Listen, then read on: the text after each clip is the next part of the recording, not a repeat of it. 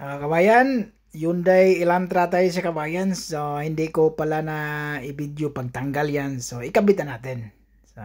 Yung sa baba, mayroong plastic yan kasi baka masugat yung pintura. So, kadalasan, pag magkabit tayo ng bumper, kailangan may kasama tayo. Kasi pag walang kasama kabayan, hindi natin malaman, baka magasgas yung pintura.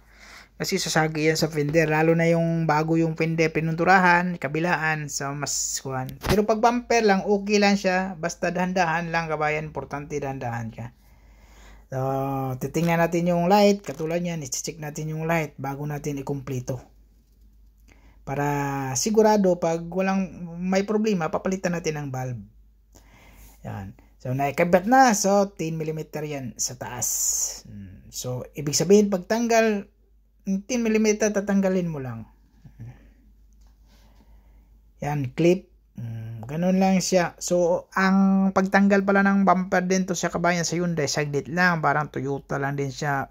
Ito nga sa baba, naka-clip lang yan siya. Walang bolt yan sa baba. Puro clip lang yan siya. Kadalasan nga sa gilid lang yung dalawa. Tapos sa gitna may dalawa. So, kabilaan, walong clips lang yung, pero yung clips kabayan hindi matibay din. Hindi katulad sa Toyota Corolla, mga Toyota Yaris, tornilyo yan siya, bolt yan sa baba.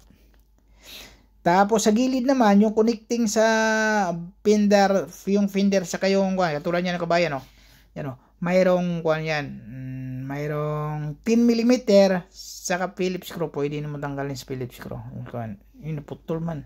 Tapos yung sa baba clips lang siya.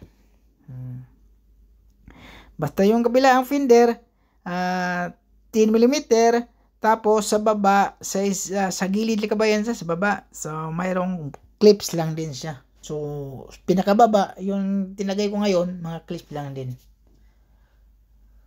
Kaya yung mayroon nga akong nilagay dito kabayan nga yung clips maluwag, so importante tingnan mo yung clips kung maganda ba, kasi yung minsan yung bumper malaki yung butas na, lalo na yung pag ni-repair.